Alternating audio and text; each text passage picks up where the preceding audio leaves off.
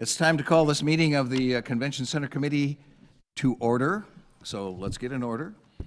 This is exciting. This is the first day we're going to hear summaries of the proposals, of the 9 different proposals that have been submitted for our consideration, which is exciting in itself. We're really deeply grateful to all the people here and all the others who submitted proposals, because it's going to make it a tough decision, and that's the way we wanted it to be. So it's going to be good that way.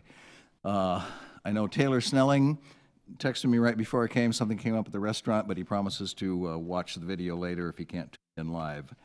So we're going to get started pretty quickly. We're expecting each of our, I know you guys and gals can't see me, but you can see me, but I can't turn around. I need the microphone. So we're going to ask each to do about 15 minutes. We got a half hour basically slotted for each presentation today, with a little break in between. And we'd like you to do about 15 minutes. If you slop to 20, that's fine, but it'll leave a little less time for questions and answers. Today, we really would like you to concentrate on the project itself. That is to say, your location, how you plan the layout. I know there's a lot of things that are changeable going forward, but we want to know basically what your layout is, how many square feet you're allowing for each element that was in the RFP, a little bit about the hotel, and again about the location. We don't really need to know about financing today. If a little bit of it comes up as part of your presentation, that's fine. Maybe there'll be a question about it, but that's not really what we're here today. At least that's not what I envision us here today to do. I think everybody knows you all have good teams. I've told many people we got 9 good proposals. There's not a clinker among them, and I had to explain clinker to some people. But I think they're all great proposals, and we're pretty confident. Obviously, there'll be more vetting if we get to the second, when we get to the second round. Of course, we're going to get to the second round. But we believe you all have great teams. We don't need you to spend a lot of time selling teams to us. We want to see the project and learn about it. So, okay. I don't think we're going to do introductions of our committee, because we'd have to do it 3 times probably. So, do you want to do it? Go ahead. Okay. You're in charge. I think they all know. They all know everybody on the. If they don't know us, they can ask. We are going to ask you folks, though, when you come up to introduce your teams, starting with the people who are in person, and if you have somebody online, do them after that. Okay? Okay, so our first presenters, Delta Hotel by Marriott. Norm Leslie and his team are coming up. Welcome. Thank you, sir. You guys sit over there. You have to push the little voice button to talk. All right, let's test our capabilities rather than Would you guys like us to do introductions? Denise has me second guessing myself now. Okay, all right, thanks. Wouldn't be the first time. It's the, well, they shouldn't have anything on it. Just punch the one on the right and it should turn green. Voila. There you are. I can hear you. Well, good afternoon, everyone. We really appreciate this opportunity. With me today is my partner, Dave Ekman, Mateo Leslie, Kevin Cragness, and Ike Ninehouse. And we are representing the Delta Marriott application. I want to thank the committee members for the hard work. We and the City Council, Mayor, Charlie, this is an extraordinary process that you're going through, and this started a long time ago. To get to this point is really pretty unbelievable, but it's a statement about perseverance and having that vision and that energy to resolve issues and get to the promised land. So we're very excited about this. I can tell you that we recognize why you're doing this. This is a thankless job for the most part. There's a lot of work involved. We recognize you're doing this to improve the community and to improve our industry, our hospitality industry in this city.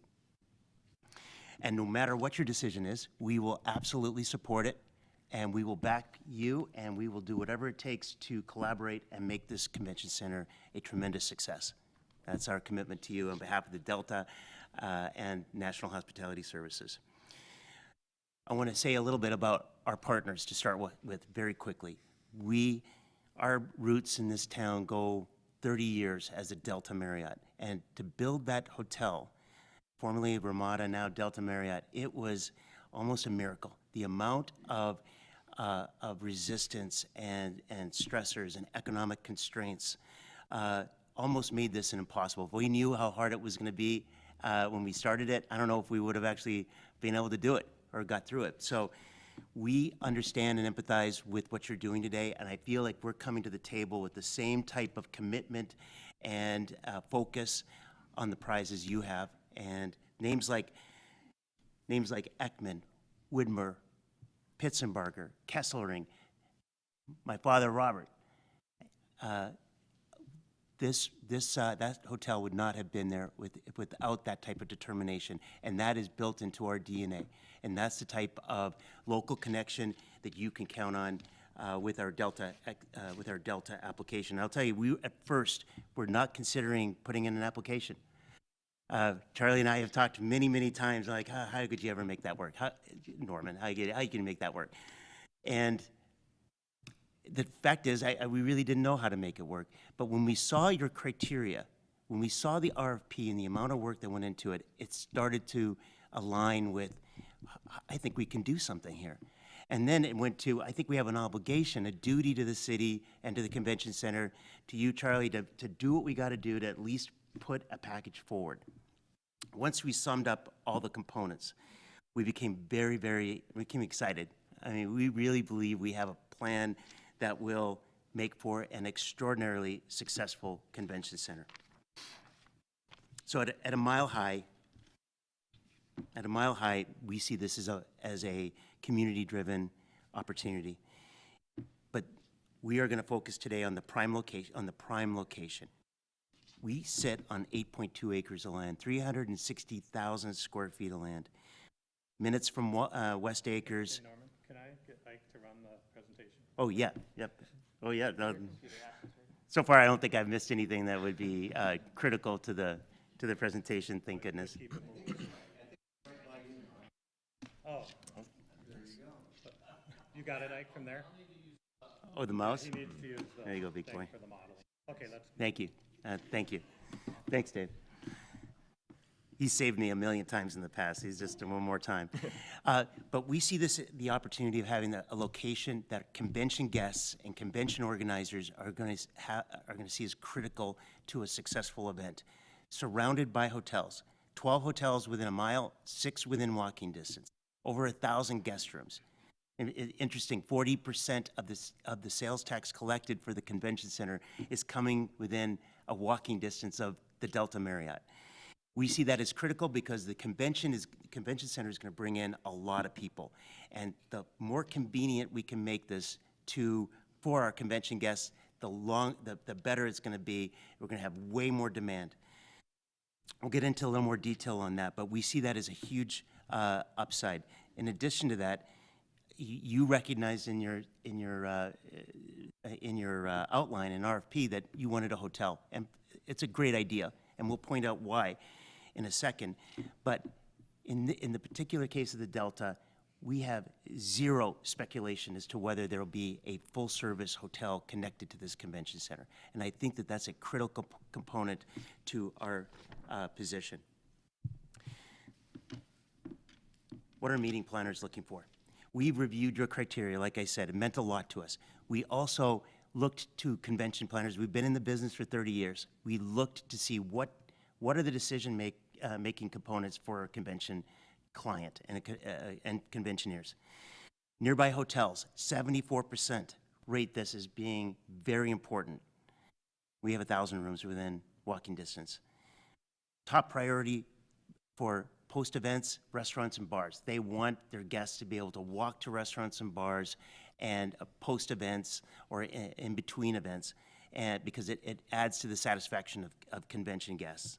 And we're surrounded by numerous bars and restaurants within walking distance, not to mention the best retail area in the state. 87% of convention planners rank flexible, modern space as being critical to their decision to book a facility. That's no surprise to the CVB. Flexibility is critical, just as critical as size. What we are presenting to you today is 63,000 square feet of convention and conference space with breakouts and very flexible structure of service. Thanks to being in Fargo, I think everybody is very close. All the hotels, all the locations are relatively close to the airport. So an additional benefit to the West Acres areas is very easy access off of both interstates. And that is also an important attribute for hotel guests. We'll save the operational strategy points for questions and answers if you have any. But at the end of the day, we see the Delta and its operations team being able to provide a seamless connection to the Convention and Visitors Bureau. We share the same exact priorities. The convention center must succeed for the hotels to succeed and vice versa. So there is 0 degrees of separation between our philosophies, and with our National Hospitality Services acting as a broad-based manager for both facilities, that adds to that, seamless integration. Now, having said that, in the spirit of being a good steward of the community, National Hospitality Services need not necessarily manage the convention center. That would not be a situation that would hold up our application with you. So that one more area for flexibility.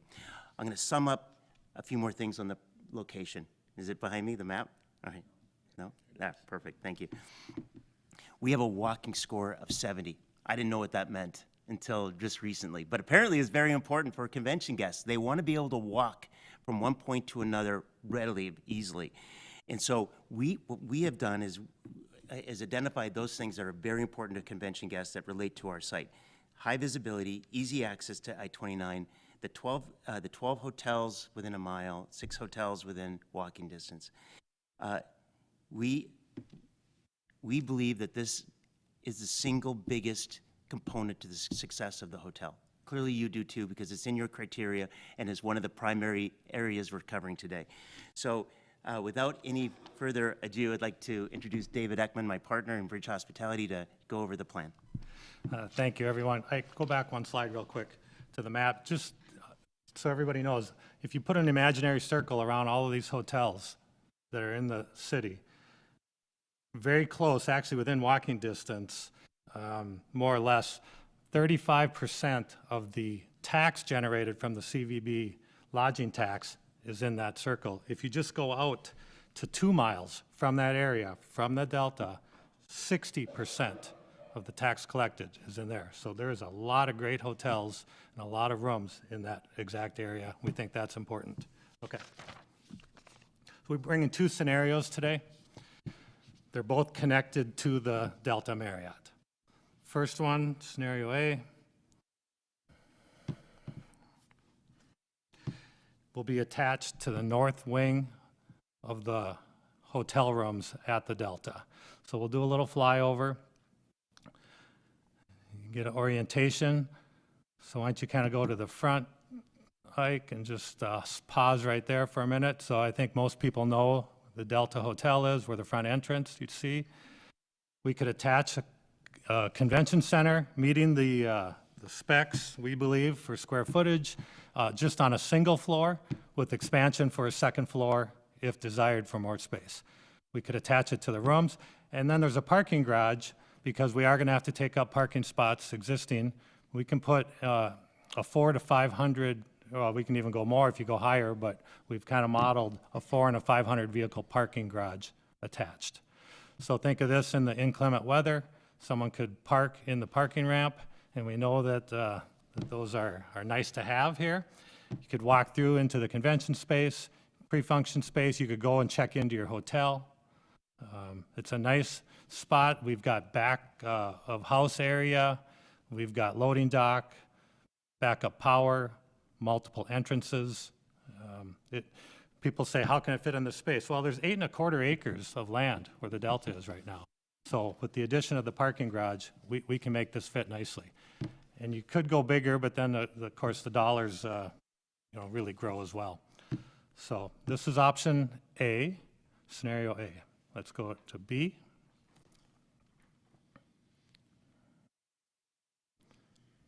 Okay, this is a similar size space, but in this model, we're connecting it to the existing Crystal Ballroom.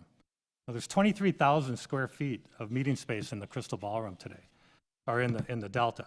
And you can divide that up, 5,000 spots to up to 15,000 in the Crystal Ballroom, multiple smaller meeting spaces along that whole edge, and there's even some meeting spaces on the other side of the hotel. So our proposal, and a lot of conventions book way in advance, if they're larger conventions, so you'd have a booking window that we would work seamlessly to commit those spaces based on the amount needed for a convention. Here, I can imagine the breakout rooms now in the Crystal Ballroom is be connected to pre-function space in the new facility. Same type of footprint. This one does not connect to the parking garage. Again, we think we've met all of the specs that you're asking for. One thing of importance too is the bar, restaurant, kitchen, so forth. So there's a 6,000 square foot back of house kitchen in the Delta today. We encourage some collaboration to use that for conventions and then build a 4,000 square foot secondary kitchen for services in the new space. And we can outline some of the things that we've modeled so far for square footage. Again, this is not architectural, and if we get to the second round and you like our site, then we'll go through the model of and the cost of putting together complete architectural diagrams. So with that, here's some specs. I'm not going to go through them now, but be happy in Q&A to talk. But we've kind of modeled a couple 40,000 square foot spaces. There is, what is it? What's the square footage of the Delta today? About 200,000 square feet in that facility. So you put it all together, we have a hotel, convention hotel already built. And I'm telling you guys, this is hard because we've been asked with some other of the bidders that put in spots, would you be interested in doing a hotel for us? There's very few, if any, local people that want to build and take the risk to build a convention hotel right now. Costs are generally over 40 million up to 50, $55 million to build a conference hotel. And, sure, someone's got to privately take that risk. Say you put $15 million down, you borrow $35, $40 million, you're looking at $250,000 a month in debt service. So it's a big risk. And we're saying we have a 185 unit hotel already here, ready to go. When you're talking scenario A and scenario B, obviously you must also think about costs. So Charlie didn't say we're going to ask this, but the question in my mind is, and then you have a second floor coming in phase 2. So is your idea scenario A and B are going to be 40 million? So it depends how sophisticated we want to do on the interior, because that's a lot of it. But it's not unusual. We've seen anywhere from $800 to $1,000 plus for convention center per square foot. So, a 40,000 square foot facility could be 40 million, but yeah. Okay, next. And I'll turn it over to Mateo to wrap up. Thanks, guys. Thank you, Dave. So when we talk about what really makes this proposal viable, it comes down to the strength of the partners behind it. Let's start with the Delta by Marriott itself. This is a full-service hotel, and it's already up and operating today. It's continually renovated. It's got 185 guest rooms, and it brings a sense of quality and brand recognition that's really important when it comes to talking about large-scale events like these. Now, beyond just the rooms, the Delta already has 23,000 square feet of event space. This includes the 15,000 square foot Crystal Ballroom, which can be divided into 3 5,000 square foot sections, the 5,200 square foot Symphony Ballroom, and various breakout rooms. So from a planning perspective, these spaces are already generating revenue and can be fully integrated with the new convention center from day one. Also worth mentioning is that when it comes to hotel density, our site is unmatched. There are over 1,600 hotel rooms within a mile, which allows Fargo to compete for citywide events. You don't have to build support around the convention center because it's already there. Another big thing here is connectivity. We're one of the few proposals that has the hotel actually connected physically to the convention center, and without question, we're offering the highest quality hotel in the mix. This sounds like kind of a small detail, but it's actually a really big deal because guests, in this case, can check in, can go directly to their event, and not have to worry about parking, about weather, about rideshare and transportation because everything's under one roof. Plus, having Marriott as the flag of the convention center, it brings access to a global audience and a very loyal base of planners and business travelers who know and trust the Marriott name. So from both an operations and a marketing perspective, the Delta here is a huge asset. Moving on to National Hospitality Services, or NHS, which is our operating group. We're based here in Fargo, but we have a national footprint of 44 hotels, over 5,300 guest rooms, and over 1,100 team members across the U.S. We also have over 30 years of experience and have extensive expertise and experience when it comes to event execution, staffing, and food and beverage, which all are integral and key components of making or breaking an excellent convention experience. And the best part is we're local. We know Fargo, we're invested in Fargo, and we're committed to making this work not just on paper, but in practice. Take us home, Norm. We've been here for 30 years. Our partners preceded us with landmark projects all over the city, in fact, over the state. A multi-band tower was a project we developed in 2020. It was almost in 2000, sorry, missed a couple decades. But no problem. But it does, we have had the opportunity to develop and build and operate retail projects, office projects, hotel projects, even residential projects all over the city of Fargo and throughout the state over this last 30 years. And so we are coming to the table. I know that was one of the criteria that you had outlined. What is your ability or sophistication with respect to development? And we wanted to make sure that you were aware that this would not be our first rodeo, so to speak. Mr. Mayor, you asked about the square footage, and I want to make sure that that's very clear here. There's a value engineering problem with that needs to be solved. There is $40 million approximately, and we think that there's all sorts of pliability with the financial modeling, but we didn't want to go too far into that until we got past the first stage.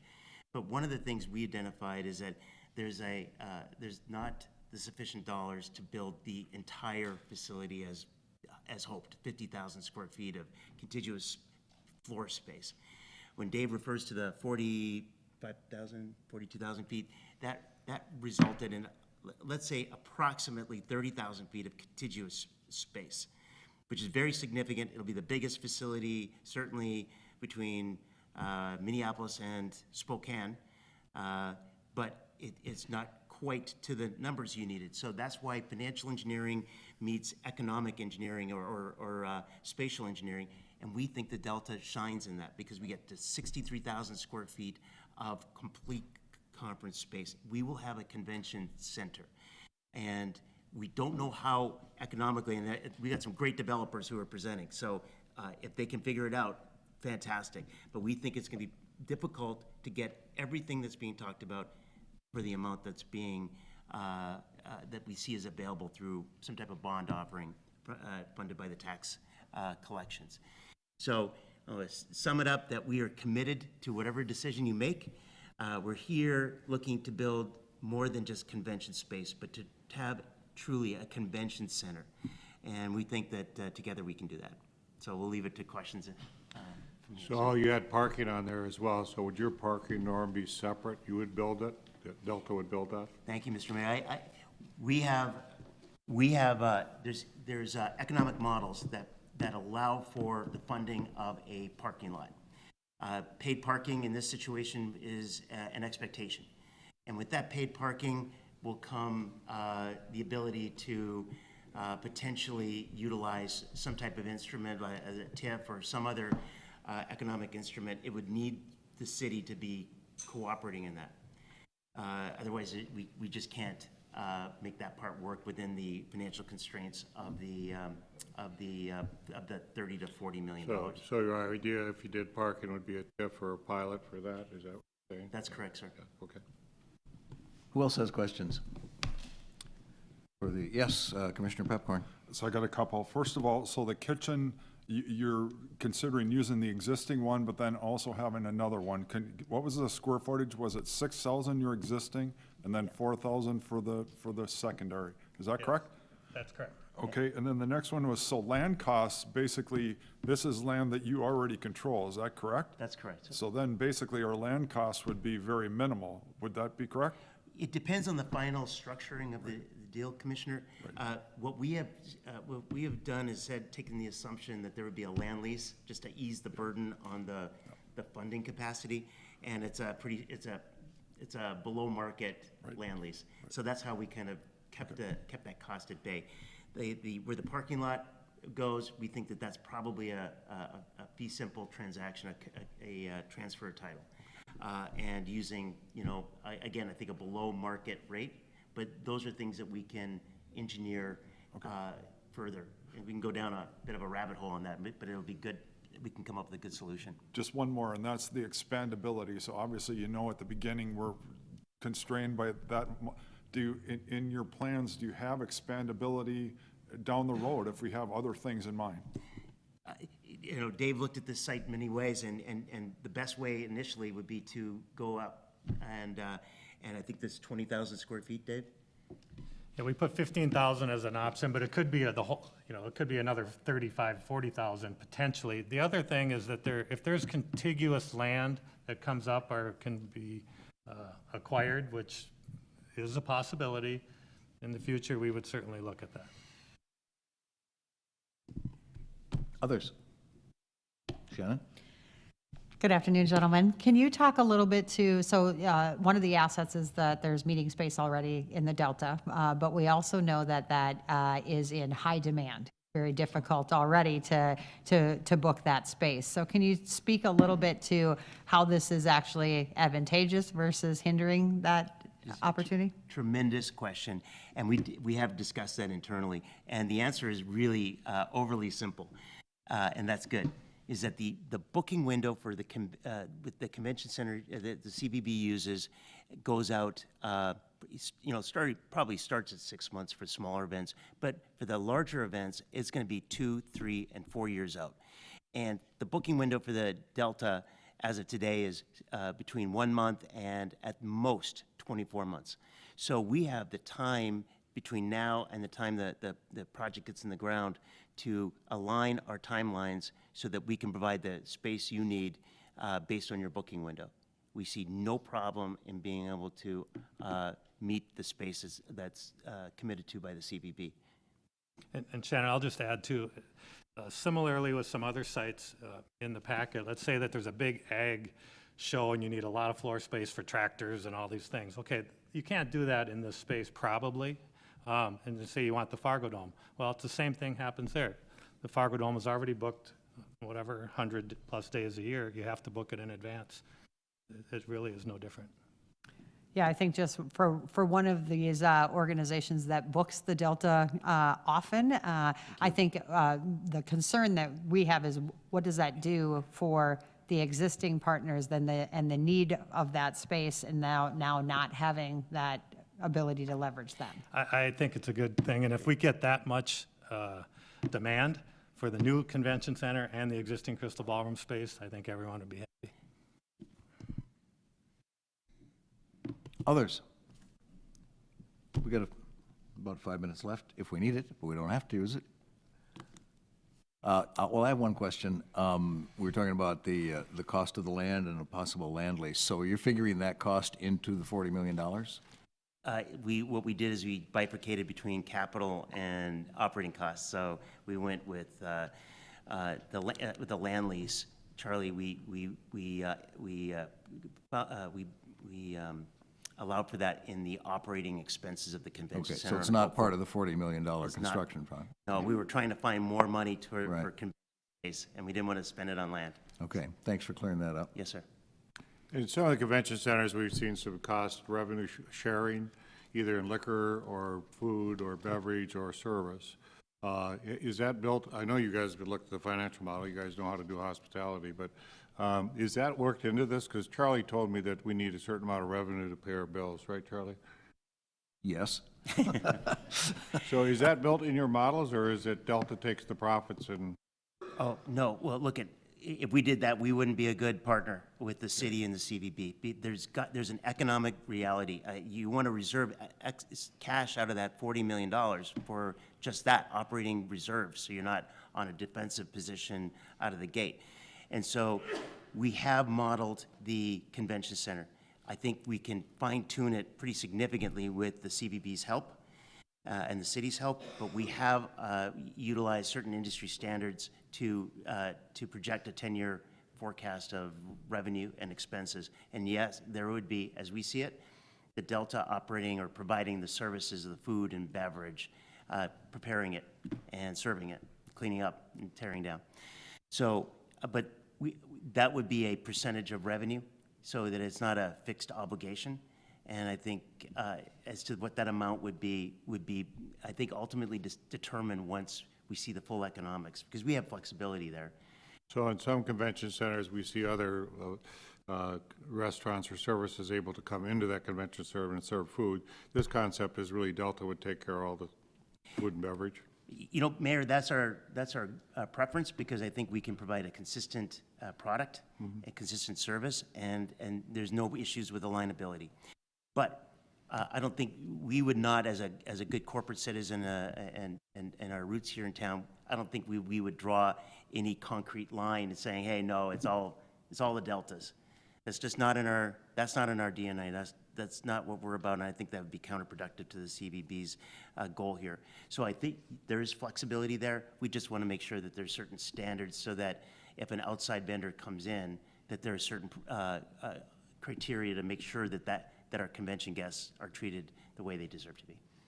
And then I know Dave's wife has a lot of practice in parking garages, but curious as to when you've done your TIF calculation, is that a 10-year or 15-year in your brains? Have you gone that far in your economics? No, we haven't. Okay. We kind of wanted to, and if we make it to the second round, we can talk about it. If you think 600 or 700 or 800 parking spot, which is the right number that would be required, we could do that. Because I think, Dave, on the Economic Committee now, we know that some parking garages have gone 25 years, but I think most of ours would be 15 to 10. So just if you're going to calculate, that's where I'd calculate in your TIF or pilot. Can I just ask so in your mind, we visited a couple other convention spaces, and so would you represent, or would you work with the Convention and Visitors Bureau as far as booking the space, or how do you see that? How would that go in the future? We work really hand in hand with the Convention and Visitors Bureau. The CVB's got an arm that connects to all the hotels to make sure that events that are being queried get responded to, and puts Fargo, Moorhead, West Fargo in the best light. I think probably the CVB should control the space, because you know you don't want to operate on quicksand. So you're operating with a bunch of different events, and you don't know if that space is available. It would be really detrimental to the marketing process. So we see there being a need to create a mechanism so the CVB controls the space. Expanding on that, would that include what is currently the Crystal Ballroom, et cetera? Yeah, Or is there a line there? You know, we do have some amazing long-term clients and partners, and we will always want to be home for those events. But the booking windows on those are much shorter than the typical events that are being booked from the CVB. So yes, I think based on a time-bound criteria, that we could align all the space to the CVB's booking activities. Okay, one more question about your financial model then. So the way you're discussing it, it seems like you're assuming the risk and putting aside some of the money for subsidies if that becomes necessary. Am I hearing that correctly? We're at a mile-high view, Charlie. What we've done is we said we got approximately $40 million. Out of that $40 million, there's going to be some amount that's going to be required for a fund or an operating account for the CVB. We came in saying 40 million, and it was a challenge to keep it at 40 million. We can probably engineer up and down, like the other developers, to try and get to the promised land with respect to what that final amount of cushion or operating cash flows. We separated out the land lease so that that becomes a burden on the income statement and not the capital budget. But I think we do have all sorts of flexibility. The hotel has got an extraordinary bank partner. We've got a lot of equity in the hotel, which allows us to give, to structure maybe more global opportunities to use that financial strength to help get the combined facility across the finish line. Okay, that's helpful. We're about out of time. We could probably do one more question, and it looks like Emma has it. Yeah, one question regarding design. Want to give your team the chance to talk about that. When I picture a convention center attached to the Delta, I picture a convention center that looks like the Delta. Is that what you're anticipating? And then the other question I have following that is just congestion. Are there any needs to address congestion for traffic coming out of the space? Ike, do you want to, I mean, we did look at that, so go ahead, Ike. Yeah, so when I went about constructing the model for the Delta, for both different models, I tried to tie it in color-wise, architectural-wise with both the Delta and the existing Crystal Ballroom, with some changes to the Crystal Ballroom to tie it all into one, because we do want it to seem like it was all built together. We don't want it to look like it's a couple puzzle pieces that don't go together. So we want to keep it kind of going from one end to the other, being seamless and easy to work with. But And then on the congestion, so we do have access, really all four sides, and we looked at the parking garage, where would you come in and out, which way would traffic go, because we do know after events, there is congestion. So yeah, we did look at that, and we think we have solution for that. Yep. Good question. Okay, thank you, gentlemen. We appreciate it very much. And we'll be in touch. We got 3 weeks to go here before we even get around to scoring, so we appreciate this. Thank you very much. Everyone. Yep. Appreciate it.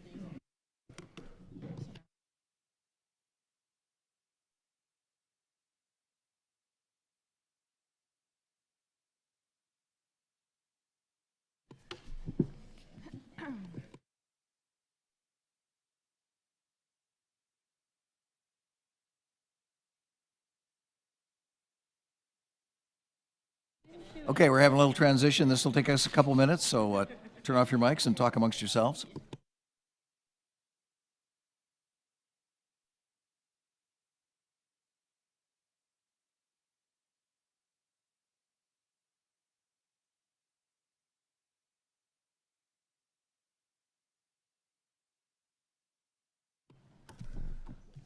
Okay, while these guys are getting settled, let's introduce them. This is Mutzler Bartram Architects, Cityscapes Development, and Brewhalla. And you can tell me if there are more partners you want to name in this. That's what I have in front of me right now. Oh, I see JLG here too, yes, Rob. Mark Bjornstead, you want to start off for us from Brewhalla? Let me get my tech thing figured out here.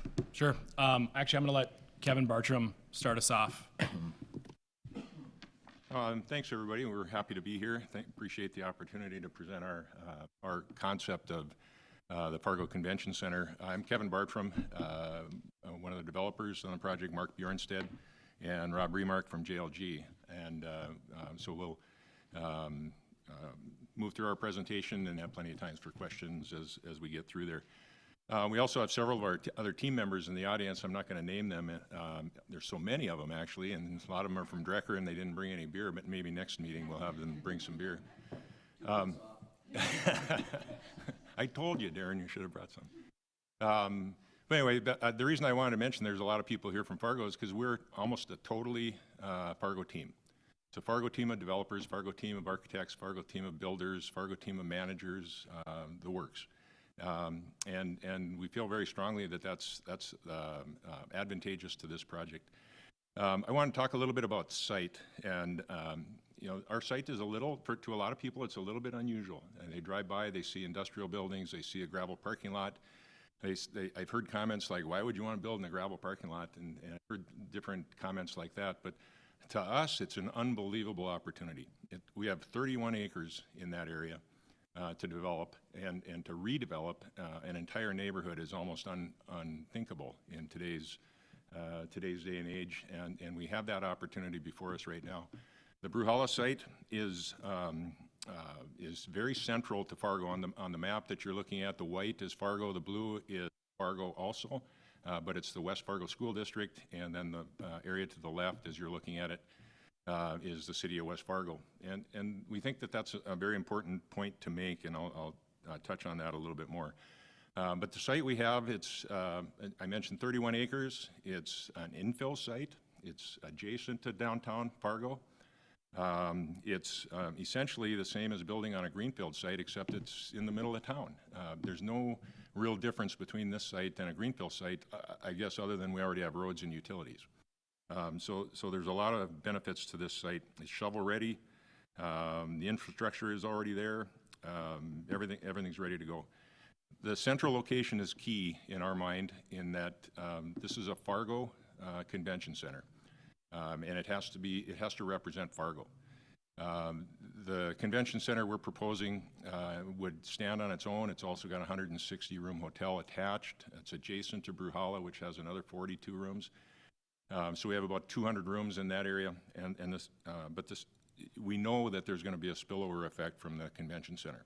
So that spillover can easily go to downtown. It can easily go up to the north parts of Fargo. It can easily go south. The central location just works really, really well for that, and it benefits all the rest of the Fargo hotels that are the ones, the red dots on the diagram. They're the ones that are paying for this convention center. So we want to be very conscious of the need to support every Fargo hotel who is also supporting this conference center, and we think this site does that. Most importantly, we think this site has the most upside, the biggest upside in terms of tax generation for the city of Fargo, in terms of development around it. It's not plugged into already a developed area. It's a new development area, and gives us a chance to do some amazing things in that area. It gives the city the chance to do some amazing things in and around that area. This project and the work around it, it would generate Fargo city sales taxes, Fargo School District sales income tax, Fargo income tax, Fargo School District income tax, Park District taxes, and sales tax for that site. And the area in the blue that's shown on our drawings of West Fargo School District, you can see so many developments in and around that area, and if they develop more properties around there, it's only benefiting a part of Fargo. It's not benefiting all of Fargo, and we just can't make that point strong enough. We think that's a really, really big issue. So. Well, thanks, Kevin. Again, I'm Mark Bjornstead, and I want to talk a little bit more about what this neighborhood is, and really kind of zone in on what this site is. What we're talking about is a neighborhood, not just a site, not just a building, but the opportunity to really change a neighborhood and reinvest in that. So the Unicorn Park neighborhood of downtown Fargo, it's a central location, and it functions as a welcome mat to downtown. It's got easy walking access, and I mean really actually easy walking access. It's a mile to Broadway, and there's numerous amenities and attractions along that walk as well. You know, you hit the Plains Art Museum in the middle. There's multiple food and beverage options along that walk. So it's a central location, and it's right on that doorstep of what that welcome experience that we want for people to have when they visit the Fargo Convention Center. You know, in this neighborhood, we've been along this ride with you guys. We've been talking about this project for over a year and a half now. And one of the things that was impressed upon us greatly from some of the other sites was the importance of food and beverage and entertainment around the site. The Unicorn Park neighborhood surrounding Brewhalla already has this built in. And these are not franchised. These are iconic Fargo institutions that represent that experience that guests will have when they come to this site. It already has established itself as this food and beverage entertainment district, spilling over to downtown and the rest of the area. And it's not, you know, there's lots of different amenities here. We've got the Up Festival Field, we've got Brewbird, there's Wild Terra, lots of great amenities there. But we can't pass over the importance of Brewhalla in this. When guests are visiting a new area, the attraction of a food hall is one of the #1 things they look at. And this proximity with the site to a food hall, the ability to spill over into that site, visit 14 different local businesses, multiple different restaurants, and a space that can hold all those convention center guests indoors 12 months a year, literally no walking around to different restaurants, is cannot be understated. I think one of the recent events we had was TEDx, and that event hosted the lunch for it at all of our restaurants inside that site, and it's a totally unique experience to be in part of that, something that we think will be attractive to booking agents that are looking at this convention, and to the attendees that's where they're really going to get a feel and an enjoyment of what Fargo delivers. So this site presents really an incredible opportunity for the city with your bold vision and support of this project. What happens here is it's not just this site, it's the city's investment in this, it's private development, it's the community impact that it has. And that opportunity we look at here, one of the options that this site has, and probably specifically this site, is the ability to set up a TIF district. And this would be to the benefit of the city. So if we set up a TIF district in this area, recapture some of those that property tax dollar that's generated through this further development, our estimates show that this is $75 to over $100 million over the life of that TIF that would be accessible to the city for unlimited opportunities. And I want to pause on that and restate that. $75 to $100 million is an incredible opportunity. That's over double the budget of the convention center alone. And at the ending years, that's somewhere around $4 to $7 million a year annually that's going into that TIF district. We're going to talk a little bit more about what those opportunities are, but that's what excites us about this site, this location, the possibilities in this neighborhood. And as we start to look at what this project will do, this is going to solidify the Unicorn Park neighborhood as a food, beverage, and entertainment district. It's already there, the foundation is built, but this type of bold vision and support from this committee and the commission will create something that Fargo is going to be proud of for decades. These are neighborhoods that we see in other major metros like the Rhino District of Denver, the Wynwood area of Miami, the North Loop in Minneapolis. These are attractive, experience-based neighborhoods that deliver that experience so people understand what is so great about Fargo and why we're north of normal. And we'll get into some of the design that builds this space, but I also want to point out that at Brewhalla, the mantra that we live by and what gets us out of bed in the morning is to create experiences and destroy expectations. We're branding and placemaking experts. This is what we do. We deliver these experiences, we create community impact, and that's gonna shine through in the convention center and in its design and it's the feel that guests have there. This will not be the Drecker Convention Center, it will not be the Brewhalla Convention Center, it's gonna be the Fargo Convention Center. And we are just overwhelmed with the opportunity to design in that brand and that vibe that Fargo has. And because from my experience traveling nationally and internationally, Fargo's got something cool. That's what we've been selling and that's what we've been delivering at Brewhalla, and we know how to capitalize that with this site. So I'm going to turn this over to Rob Remart from JLG, who will explain a little bit more about what we've done with the site and what we're proposing in the building plan. Thanks, Mark. Thanks, everybody, for the time today. As you can tell, there's a little bit of passion coming out of these guys with a very strategic, business-minded developer that's been, mashed up with an incredible event experience, backed by the Drecker brand and what's amazing and we've seen grow in this community. So it's been fun to learn from these two, see this, and then help, communicate the vision, which we're just starting to do. So, of course, what we're looking at are conceptual renderings. We wanted to make sure we started to paint the picture. Mark said it perfectly when he said, this isn't the Brewhalla Convention Center, this is the Fargo Convention Center, but it happens to be adjacent to a site that people love to spend time at and that has that memorable quality. So, we've just been looking at, okay, what does that look like along First Avenue? How does this project have the chance to really activate the edge of First Avenue, come out to the street edge? Some benefits of the site is the connectivity to First Avenue and that connection from the interstate, honestly, to downtown, and being part of that corridor that, 10 years ago, First Avenue North was not a street that everybody knew about and everybody was taking from the interstate when they're coming south to come downtown. It's now a street that everybody's taking all the time to find themselves as they connect throughout the Fargo-Moorhead, West Fargo community at large.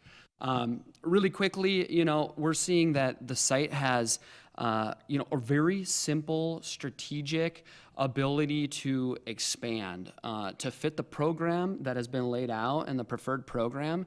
There's a way to structure this in a really strategic way that has flexibility from whatever the phase one, day one needs to be, and then to be able to expand to that in the future. We're also showing, through the property around that there's ample available parking. So there's lots of surface parking potential and a lot of different access in and around the building itself.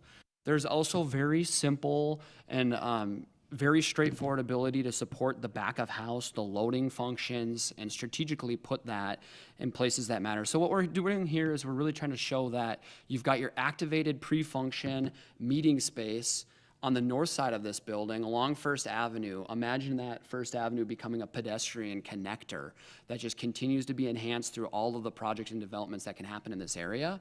And then you've got your larger exhibit hall ballroom space and your kitchen and support space. Another way to look at this, or I guess before we leave this image, I want to show that the courtyard space between the ballroom, call out, and the hotel.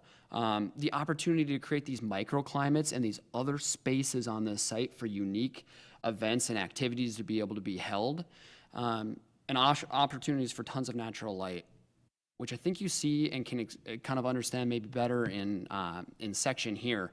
So again, imagine this is taking and cutting through the building, and you're looking to the east. So you're looking, east down First Avenue there, and you see the meeting rooms that have the opportunity for natural light coming right off of the concourse that's, cutting through the building. And then you've got your larger ballroom exhibit space kind of in the middle. And then you're seeing that back of house space, storage and access for circulation along that. And you can imagine the simplicity of this building design, which is great when you're hosting people and you're trying to operate an event. Another way to look at this in 3D, just knowing that images can be, 2D plans can be kind of tricky to read. Here you're starting to see that entire development show up in 3D and start to see some of those connections and relationship of key spaces and parking. So we kind of wanted to end our presentation talking a little bit about management. So our plan or proposal in terms of management is a universal site management model where we are managing the convention center, the hotel, the catering, everything all combined.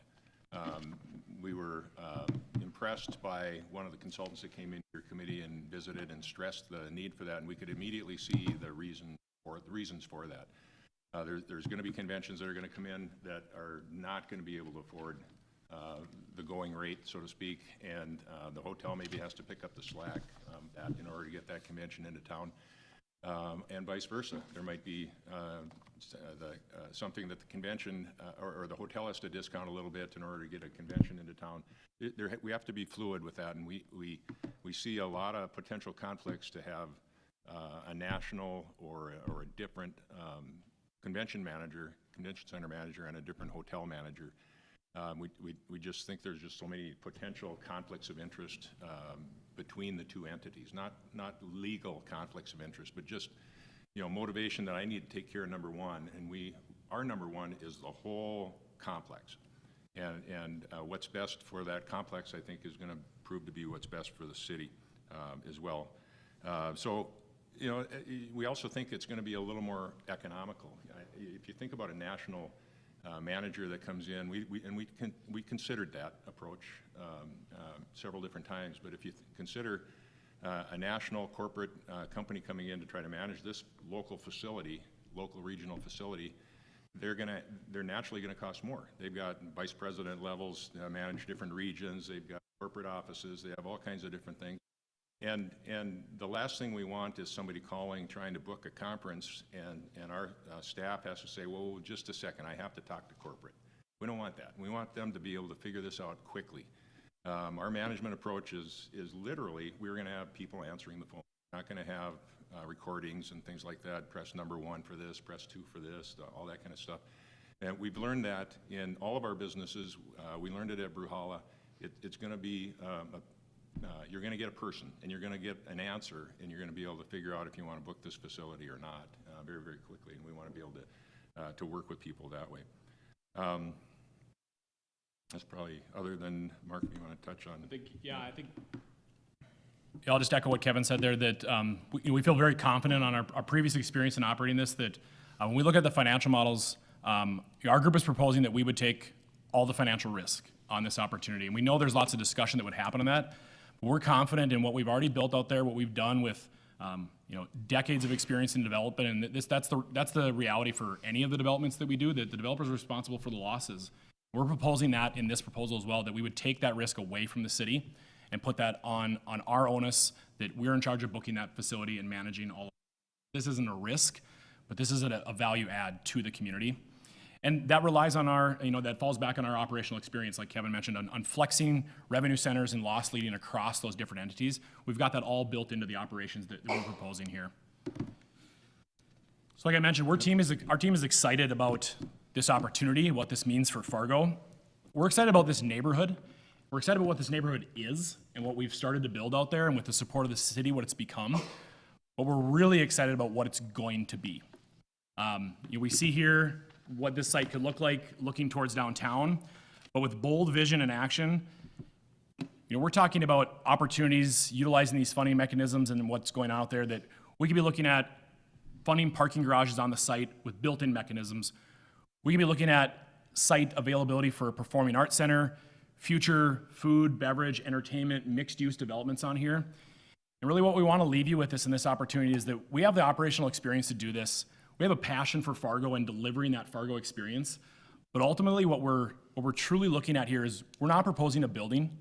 We're not even proposing a site. We're proposing a neighborhood. And this will be an opportunity for this committee and the commission to substantially change an entire neighborhood, talking about tax basis, activation, entertainment, fulfillment for the entire community. And that won't just benefit that neighborhood. This is going to benefit Fargo as a whole and be a gem for this community for decades to come. So thank you very much for the time to present this. We've enjoyed being along with you and hearing about this, and we're excited to answer any questions you have. Mark, when you're talking about the TIF or TIF district as well as the convention center, so the 40 million we have, in your mind, is that just to fund the convention center, the hotel, and the other things you guys are going to find a way of doing that? Yeah, so one of the assets that we think is possible if as a developer and as the operator, if we take on that loss risk, the city has a substantial amount built in for losses in operations. We think it would be a better use of money. Today's dollars are never more valuable than they are today. To take that out of the operating budget for the city, put that towards the building, build a better, bigger, more attractive building, and then we'll take on that risk. So that 40 million, we think, can become much more than 40 million, and then that would build that building. And so then the hotel, you guys are going to find a way to finance the hotel. You're going to find out a way to finance any other aspects of that. And then we've talked about different catering groups coming in. Who's going to supply the food as we work with this? So one of our partners in this group is Great Plains Hospitality. That's a partner that we already use. We're already very comfortable with this idea of flexing cost centers and working as a team to get a delivered product to the whole entity that's trying to, we don't want food and beverage minimums. We don't want to parcel this out into 3 different bookings. You're not booking hotels, you're not booking the convention center, you're not booking catering. It's all under one operations. Thank you.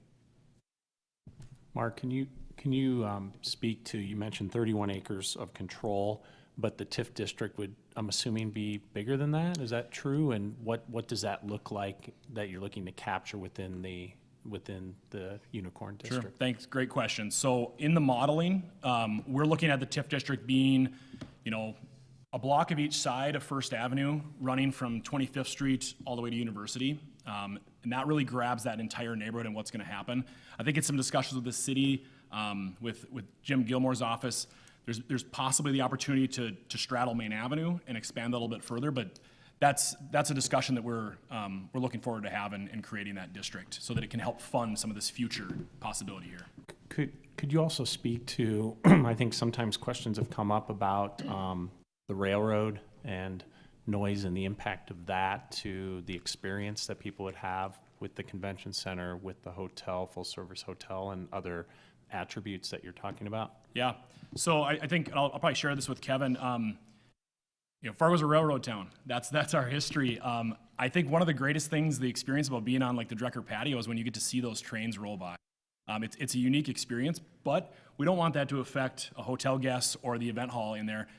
We've been developing in this neighborhood for about a decade now. We understand what that is. We've learned some experiences and had to retool some stuff in the Brewhalla Hotel, and that's all influenced the design and function that we've talked about in this proposal. So if you look at this cross section, really what we're doing is buffering. We've got on the railroad side there, that's where we have all the storage, pre-function, or sorry, not pre-function, back-of-house catering. There's a back-of-house hallway. All the mechanical will sit on that roof. And that buffers that area, and that's all it needs, is that little bit of buffer. I think Kevin can speak to the comparison to, really, this is not any closer or dealing with the railroad is similar to any development downtown. City Hall. Yeah, if you could go back a couple more where you show the full site, because the hotel looks like parts of it are pretty close then to the railroad. Yeah, the hotel was intentionally oriented that way so that none of the rooms are directly facing. And I just kind of wanted to offer up too that, the railroad, my wife and I lived there. And so we have a question of the railroad, had a question before we moved in there. And the railroad really is not an issue. Our house is oriented the same way as the hotel, and we really almost never hear the railroad. But by contrast, we used to live over on 17th Avenue near Lindenwood Park, and even with the windows closed, the interstate noise was constant.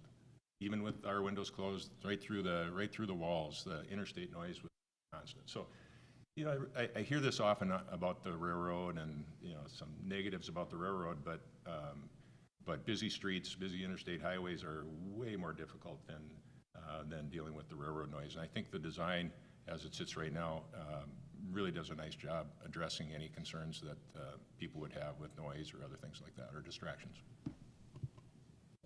Yes, please. So I have actually two questions. First, thanks for the presentation. The first would be, can you talk a little bit more about the aesthetic design and how that ties into what you've done with Brewhalla, maybe with the railroad to build on Joe's component? And then the second question around congestion and traffic. So currently, how do you anticipate managing the traffic flow in and out of there with significant more traffic counts? I'll have Rob talk briefly just about the design aesthetic that we've proposed initially, and I think there's a lot more work to do on this. And then I can take the congestion question.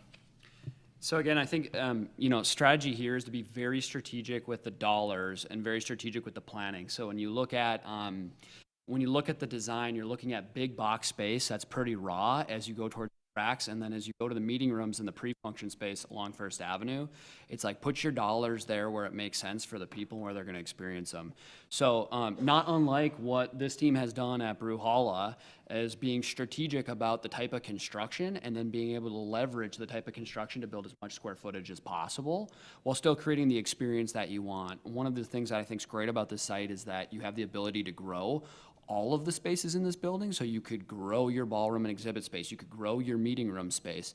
Your concourse straddles it both as a service corridor as well as your, kind of like your main visitor, exhibit goer, visitor, convention center visitor to access and experience the building. So there's a lot of flexibility there. What we want to do with the aesthetic of the building is work obviously with the team to create the best atmosphere and the experience that's wanted for Fargo. Things that come to mind are making sure that it's warm, welcoming, it's bright, it has good visibility inside and outside, so that when you're in a convention for an entire day, you have views outside and you have a diversity and you see. You're not just stuck in a room, a windowless room. So thinking about what that experience is across the whole space, and that's why we study it in cross-section. It's like, that's actually going to be how people visit the building and experience it. So just one other quick note before Mark jumps in. The design-wise, that pre-function area was designed to be able to handle. It's not just a 15 or 20-foot wide corridor where people are coming and going and all the activities are happening. It's designed with a huge amount of natural light and huge amount of exposure, and it's designed to be a place that people gather. It's where they register, where they wait for their next meeting, where they go out and take a phone call and things like that. The little hallway on the right of the ballroom, that's 20 feet wide on this drawing. That's probably wider than any of the corridors, any of the pre-function, the entire pre-function space, and any of the other submittals. So this, as Rob said, we're being very strategic, but it allows us to put a huge amount of space, free function area facing the natural light, and not have a bunch of wasted circulation just because we need that 20-foot corridor on either side of some of the meeting rooms. That exhibit hall and ballroom can be divided into 9 different rooms. The biggest room, the biggest section of that is about 7,000 square feet. 2 of them 14,000, 3 of them 21. So things like that go on and on and on. It's so totally flexible. We could have multiple events there, and this drawing doesn't show it. The sections do, but the meeting rooms are up on second floor, and they also have natural light. I don't think you're going to see that in any other submittal where the smaller breakout meeting rooms are filled with natural light, because they're not always used for meetings. They're often used for receptions and gatherings and things like that where the natural light is welcomed. It's not just tucked away around a corner or anything like that. I would like to answer Shannon's congestion comment first, if that's okay. It's a great question. I think one of the best examples we can share on that is First Avenue is a great thoroughfare. It handled all of the traffic, or most of the traffic, that Main Avenue spilled over when it was doing its construction. It still has that neighborhood feel. It's not a 50-foot wide right of way that's overstimulating to pedestrians. It's a great access area, but the way we've laid this site out with parking parking spaces that are set to the convention center, parking space that's set to the hotel, and then parking options that are across the street. There's multiple points of access, there's multiple points of exit, and it allows for continuous flow throughout the whole site, where as you have an event emptying, they're not all emptying from one parking lot through one exit. It's multiple different areas, and that really utilizes the entire site to flow parking in and out, to flow pedestrians in and out, and then to utilize that First Avenue corridor. Commissioner Pepcorn? Just a couple of questions. So first of all, the land costs, you guys already can control the land, correct? So that's not really, that isn't a huge thing. And so the meeting rooms currently in the Brewhalla, what's about the square footage of your meeting room space in the current Brewhalla? So in Brewhalla, we have 2 larger event spaces. They're 5,000 square feet and 4,000 square feet. And then we utilize multiple different, we call them like non-private, like soft event spaces. Those are really valuable to guests, as they want to be a part of the energy of a room and not create their own. But those spaces would also play into, post-conference events, things that these want to spill over into the food and beverage area. But that food and beverage area can also hold those evening events or further breakout sessions, and that's really important to a guest experience. And so I just have one more question. So I'm just curious why you don't have this connected to Brewhalla, because to me, that's part of the uniqueness. And then one editorial comment, to me, the trains going by, that's what makes this place cool. Like, I mean, every convention that I've been to, you don't have a train going by. When I'm sitting in Brewhalla in the wintertime and I see a train go by, that's the coolest thing ever. So thank you. I can answer the question briefly on the connection to Brewhalla. We studied that, we looked at it. We felt ultimately that the way the layout worked, that the spillover to Brewhalla is going to happen regardless. There's some opportunities with the pedestrian path or covering that path to make it easier for them, but it's a very short walk across a parking lot. What you would do if you pulled up to any new site or if you walked to any other space there.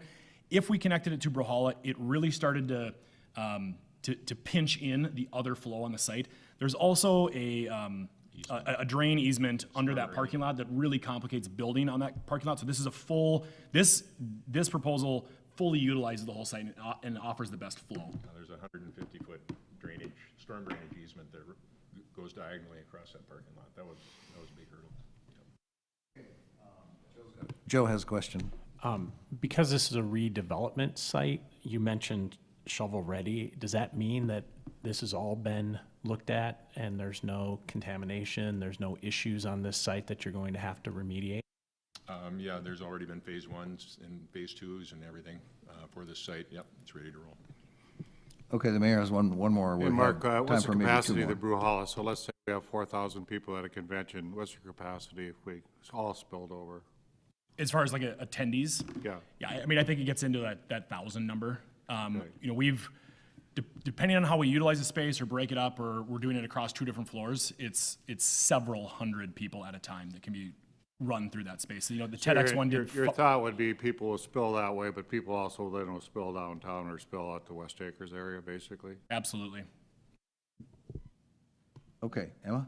Question, can you confirm the hotel is like the Brewhalla Hotel would be the hotel operator of the hotel function? It would, Convention Center? we're looking at, we would be looking for a national brand flag Okay. on this and utilizing that type of a partnership, but it would be operated under the same group. So this Okay. would all be entire one site. That leads me to one more question too. So the hotel you're looking for, though, do you plan this to be a full-service hotel, or are you going to rely strictly on food services and the catering that you talked about before in Brewhalla?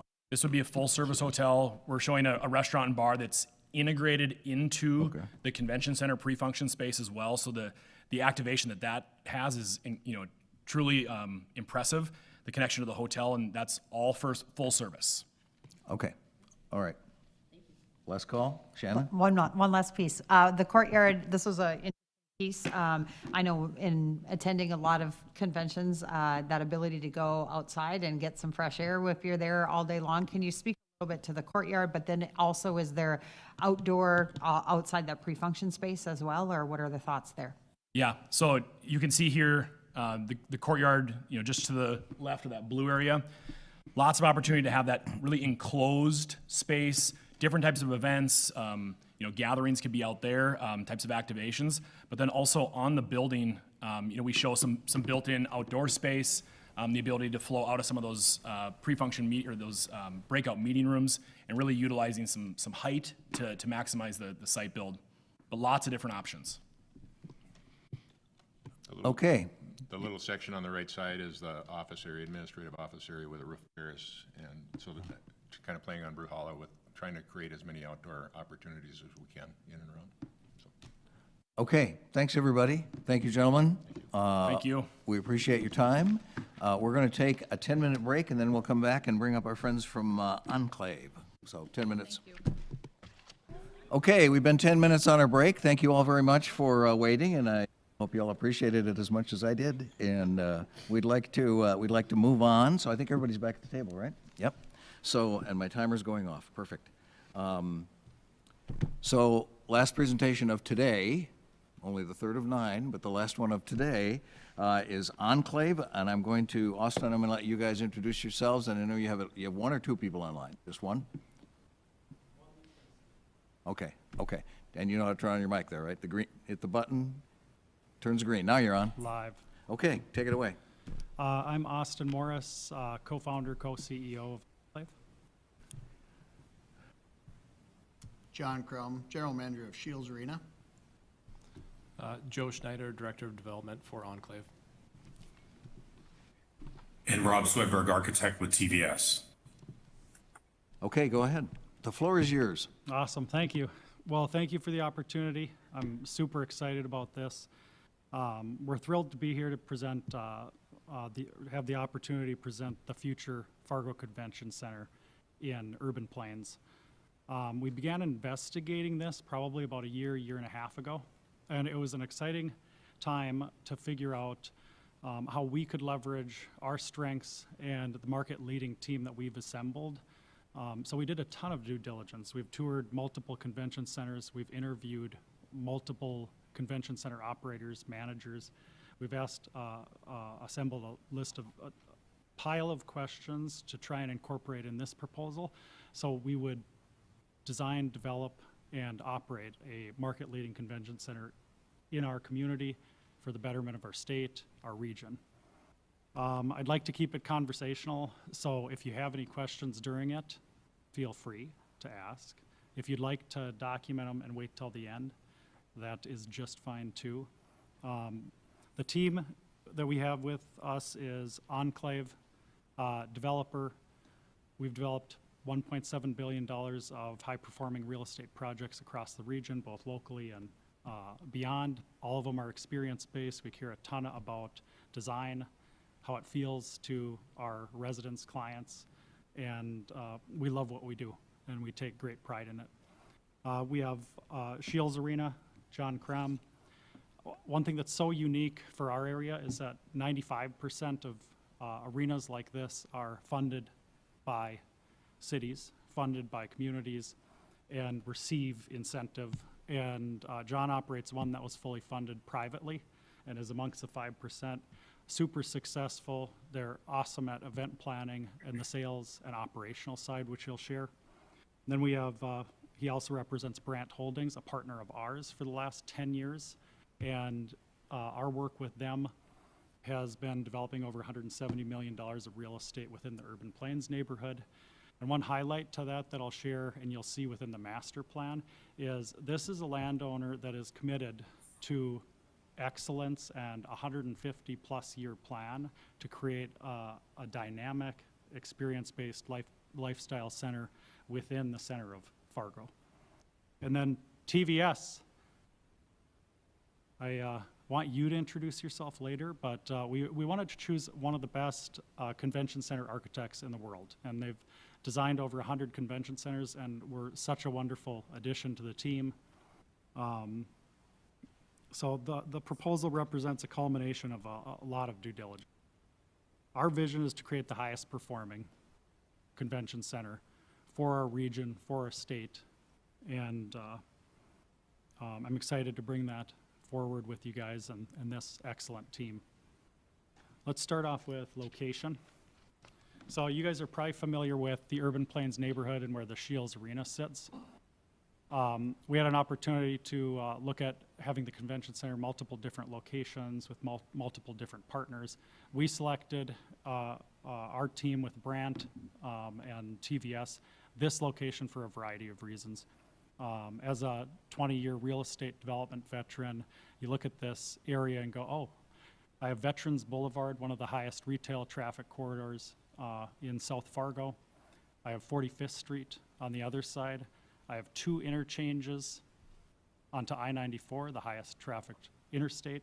And when we talked to an Overland Park Convention Center manager, he shared with us, even that large convention center, 200,000 square feet, that 85% of events are regional drive-based events. So it's important to have access, it's important to have ease of parking, and it's important to have walkable amenities nearby. Those are his 3 key points. We have 1,600 hotel rooms within a 2-mile radius. We have the proposed hotel room or hotel next to the Shields Arena. Wellness is directly next door with the Family Wellness Center. Science Museum to the south of us, and then the Lifestyle District, Entertainment District, slated for what we call the quarter pie, which is denoted by the Urban Plains logo. And this will be such a fun entertainment, retail, and shopping destination, working with 2 full-service restaurants that would go within the quarter pie within walking distance of the convention center right now. Advance. And now Rob will touch on the design for the convention center. Take it over, Rob. Thanks, Austin. Can you guys hear me okay? Yep. Okay. So my name is Rob Swedberg. I'm an architect with TVS, and we are a international convention center focused design firm. We've designed over 100 convention center projects, including some of the largest in the world, but also many similar to yours in places like Cedar Rapids, McAllen, Texas, Boise, Idaho, Winston-Salem, Bradenton, Florida, Augusta, Georgia, many others. When we started playing with this site and this project program, obviously we started with the HVS report and the 86,000 square feet of space that they recommended. And we instantly saw the advantage of combining this convention center program with the Shields Arena, and basically it acts as a multiplier effect. So instead of operating like just the 50,000 square foot exhibit hall, 8,800 square feet of meeting rooms, it'll really operate as a 150,000 square foot building of sellable space and public circulation space with the addition of the Shields Arena space. Go ahead, next slide, please. So when we looked at the program, the first blush is the site is adequate to not only include the program space, but a sizable expansion. And as Austin mentioned, to be successful, this is going to primarily be a drive-in market. And so parking for a drive-in market is going to be a critical component. And so one of the very first things we tested on the site is the parking. And from this chart, you can see we're providing parking to meet all of the demands of all the different venues on the site. Next slide, please. The other thing that our experience in similar venues shows is that you have to be all things to all events. And so flexibility of how the building organizes is critical. And so looking at how the building lays out on the site, the proportion of the hall became very critical. So working either as one large hall or in subdivisions. Next slide, please. Likewise, in how the meeting rooms get laid out, focusing on multiple simultaneous events. Next slide, please. And one of the key drivers indicated in the HVS report is going to be youth sports tournaments. It drives a significant amount of hotel room business, activates your center as a natural co-location with the arena, especially when you look at the practice ice field. The setup works really ideally for multiple different kinds of sporting events. Next slide, please. And so the idea of a contiguous footprint building all under one roof with multiple flexibilities led us to a diagram, go ahead, next slide, that combines the centers but also gives them separate identities. So central to the campus is a new atrium that connects all the buildings, but the main entrance to the convention center faces west, which allows it to actually operate independently. So you have this dual use capability of combining to get a larger program than you're actually requesting on the site, or also having multiple simultaneous events activating all the hotels, restaurants, and activities that are around this area. So thank you.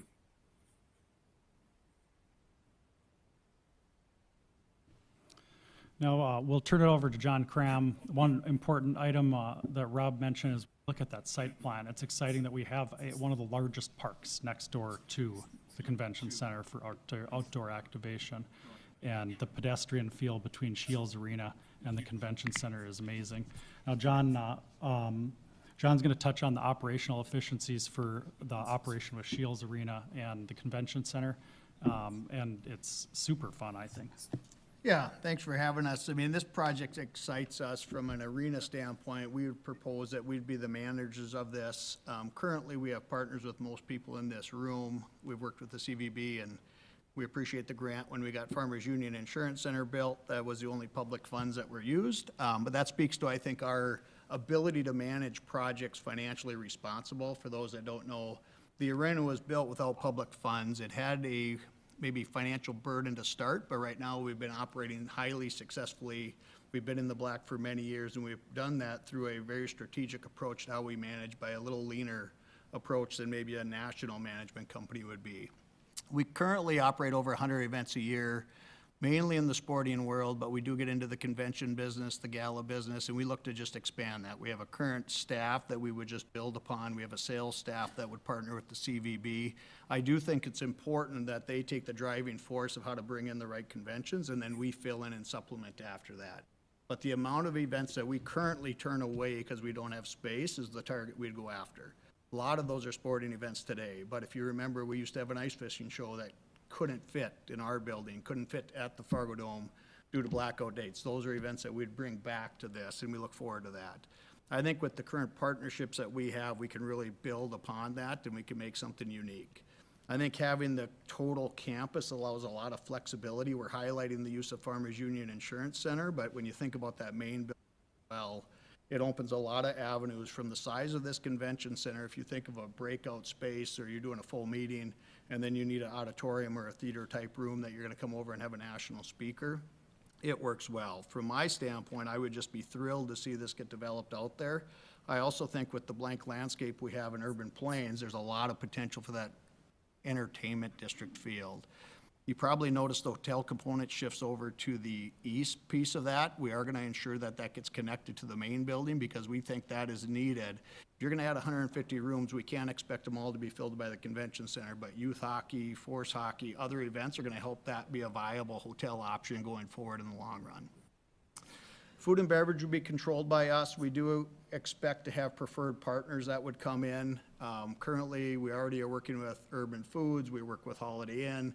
We think it's important to have that relationship with other members, but again, we can handle that in-house. We're designing the kitchen to be large enough to handle the in-house catering if need be, but there are some external partners that are looking to come to the market that we definitely would want an opportunity to cater with that.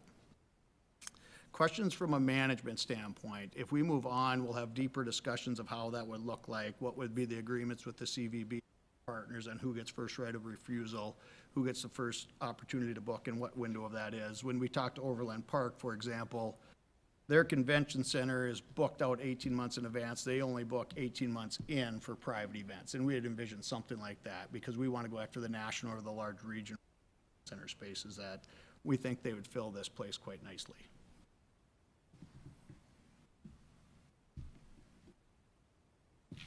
From a public, there we go. From a public-private partnership standpoint, the thing I want to highlight is simple, is the structure is simple. The land is controlled, it's owned by the Park District, and it would be a matter of contributing it to this opportunity, expanding on that.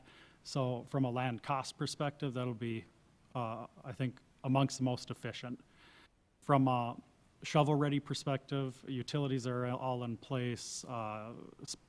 The infrastructure's been in place for probably 10 years.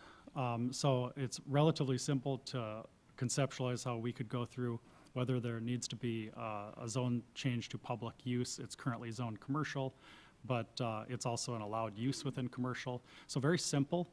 You have the private investment side from a hotel component that's committed. And then you have our commitment and Brandt's commitment for the lifestyle entertainment district, which will continue to flow out. You have the example set with Uptown and Main, which if you've ever been to Plaza Azteca, I say that because, man, do they sell a lot of Mexican food. But if you've ever been there, you'll see the start of that lifestyle center coming down, and the master plan for the remaining has that same look and feel. I think that's about it for this one. Now we're on the fun part, Q&A. Okay, who has questions? I have one. Sorry, I'll get to you. Okay. So, you said, tell me more about, the land is owned by the Park District out there, right? Yes? Yes, so. All of the land that we're talking about for this project, anyway. For the convention center project, Yeah. from the building over to be the Family Wellness parking lot. And all the way in the parking lot out to 32nd Avenue, is that also Park District? That is not, that is Urban Plains. That's Land Urban Company. Plains, okay. So do you have to do any negotiating with the Park District? If you mentioned that, I missed it. So I've already spoke with the Park District once. If we move on to phase 2, we would need their approval. They do not have any use of this plans, because when we signed the agreement, we took full responsibility financially for building in all the.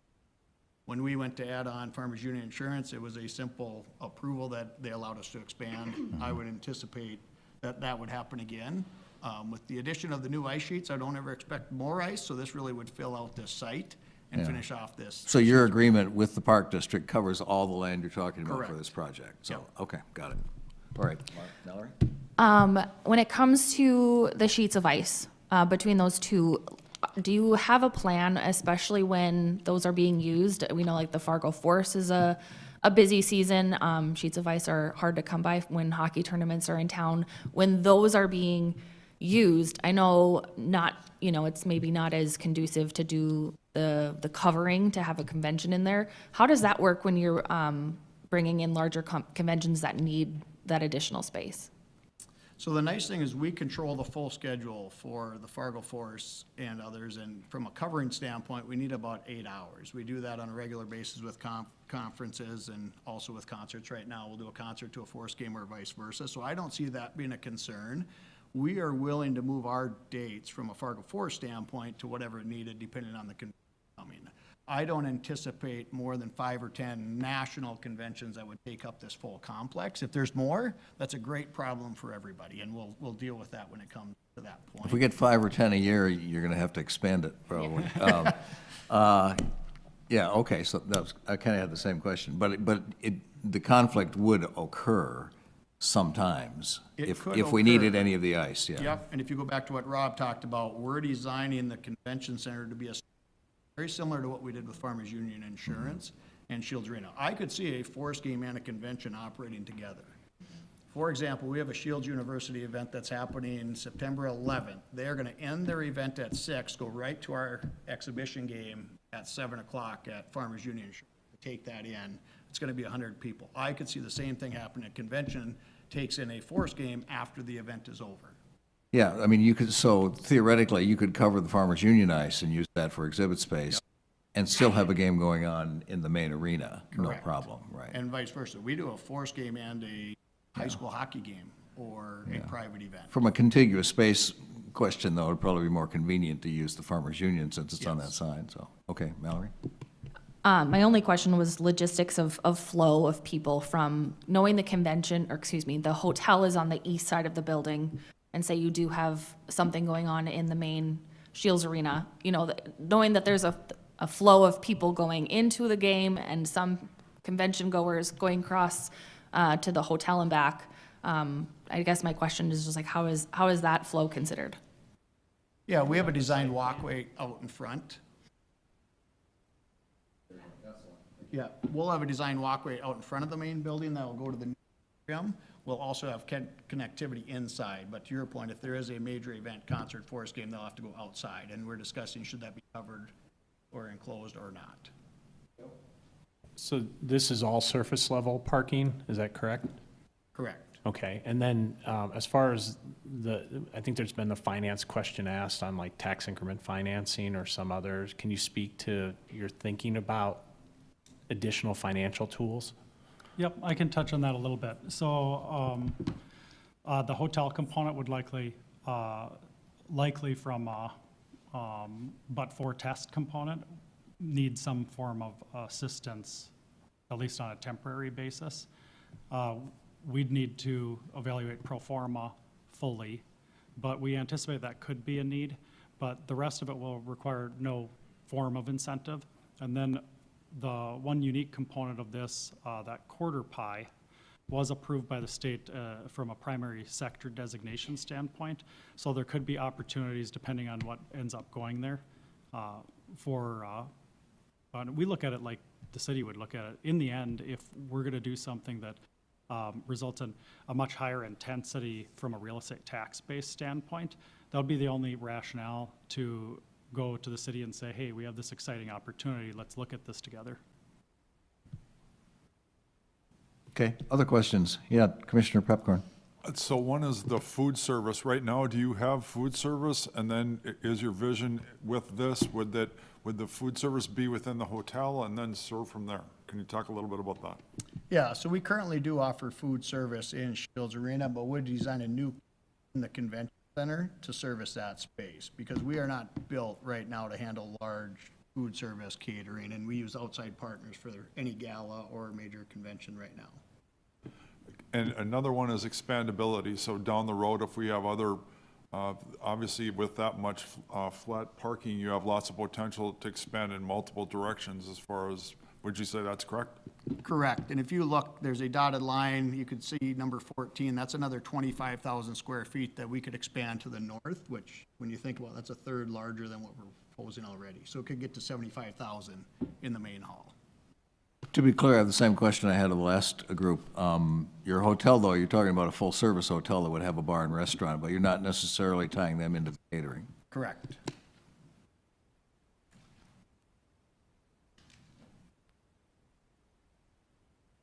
What? No more questions?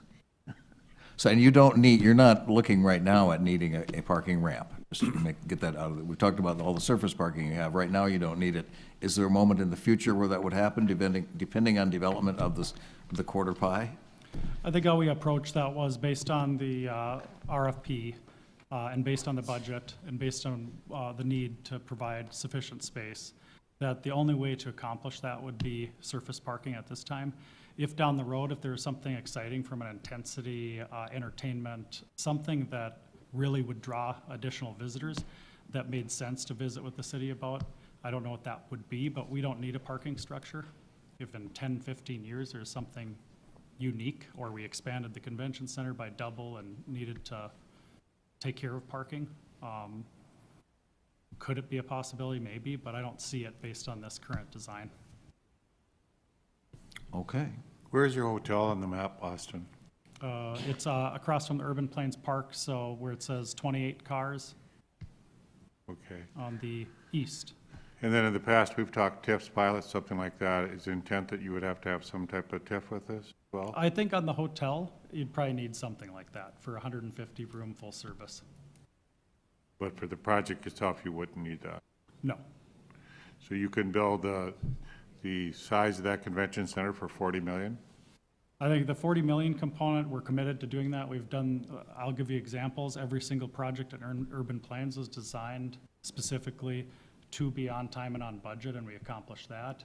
I can't think of projects in our history from a design to budget standpoint where we weren't able to accomplish that. I think we take great care in that. Is 42 million tighter than we would like? Yeah, but I think we can get it done. Rob, you want to comment any further? If you'd comment too, what square footage cost is. We have some people talking 800, 900 square footage costs, so I'm curious. Yep. Rob, do you want to tackle that a little bit?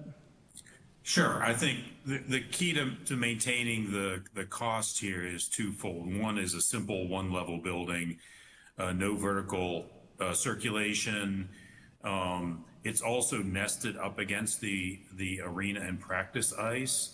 So from an architectural point of view, you really only have 2 exposures we have to really treat. And then the third is an expansion wall.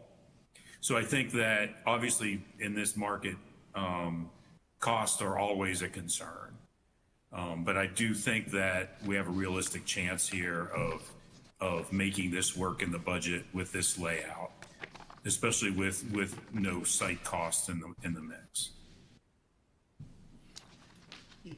One other thing to touch on is the operational efficiencies. We've already done some preliminary work with Cass County. For example, our rate reduction generator should be able to service this facility. That's a 30% saving in electricity alone in this facility.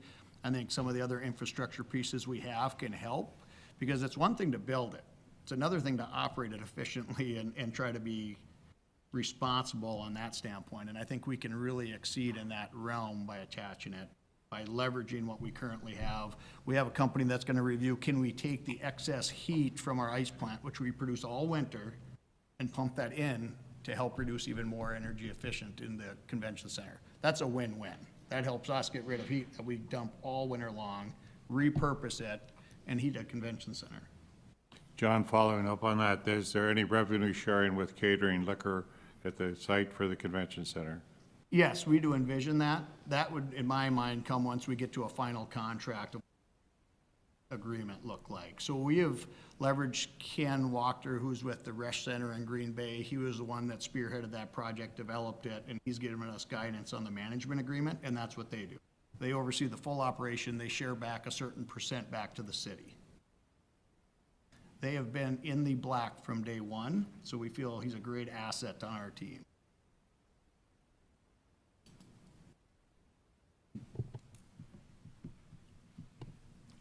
Okay. That was pretty rapid fire, but it looks like we had all our questions answered. Thank you, gentlemen. Lovely presentation, great project. Thank you very much.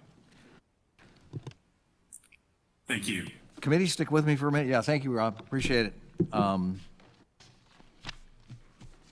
Jim wants to talk to us a little bit. Jim Gilmore, you want to come up, grab a seat? We had a little handout at your place. Jim's going to explain this to you for going forward.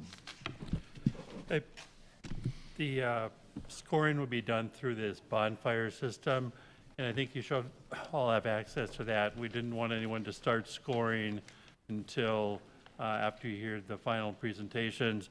I gave you notes or a sheet of paper to make notes on, so you kind of see how you want to make notes today and then you actually put it in. when you do the scoring, the way the system works, it asks you for a reason why you pick 0 or why you pick 5. So you can write something in there. I think it's important if you score something really high or really low to include a reason. If you don't feel like a reason, just put in a dot or a dash and it'll accept that, but it does need some character put into that. You have to type something. You have to type something to make it work, so. Anyway, with these instructions, our finance department would be happy to help you if you have trouble logging in or getting your scores in, or, you know, if it simply doesn't work for you, you can do it on paper and they'll input that for you later. But I think for most people, you can get in there and make it work, so.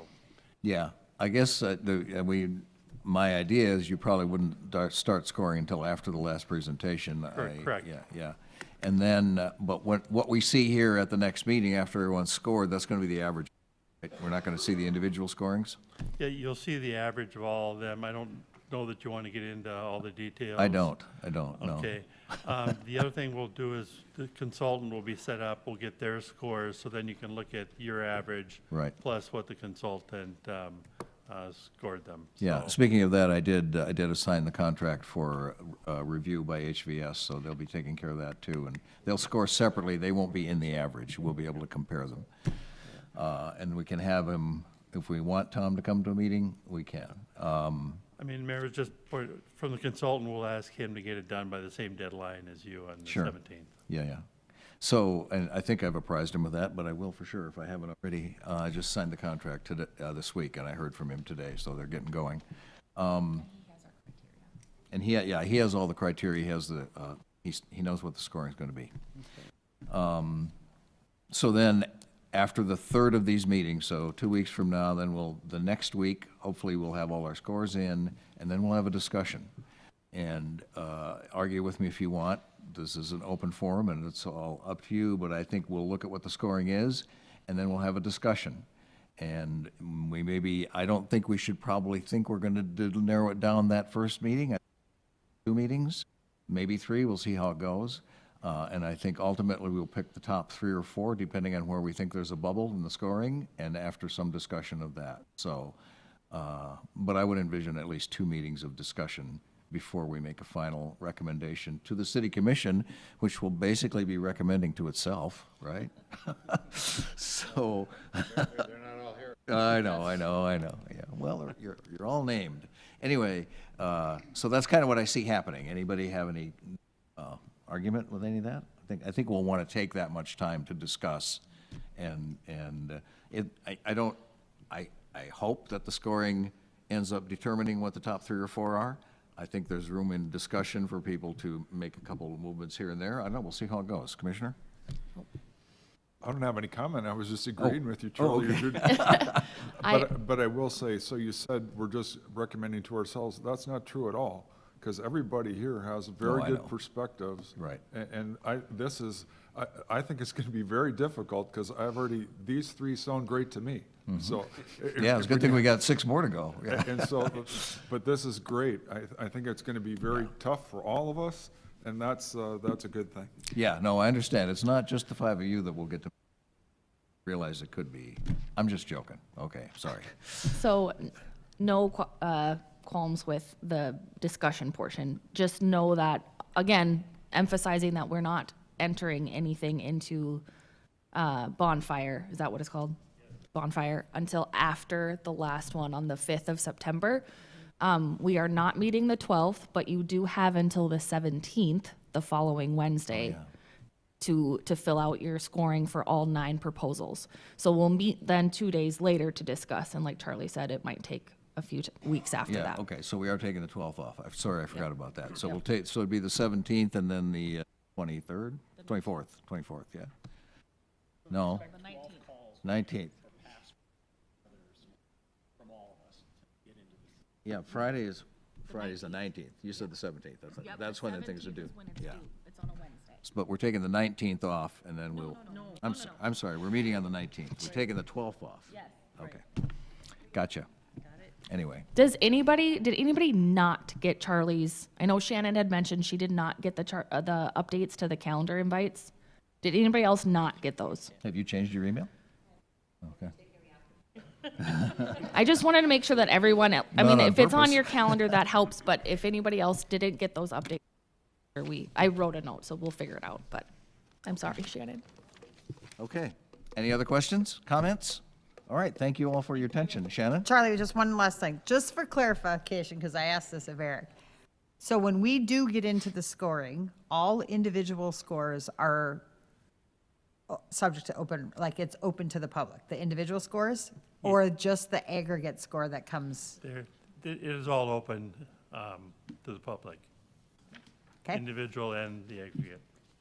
okay. But I was not anticipating discussing the individual scores in the meeting. Yeah, I'm just, it's just interesting, right? I think that'll be a, The vagaries of open records and Yep. open meetings, so Great. we'll live with it, but I don't really intend to discuss it. It might become obvious who voted for what, in the discussion, but it's the average that we're gonna be discussing, because that's really what we're working from, so. I told you it was gonna get intense. Okay, thanks, everybody. Have a great weekend.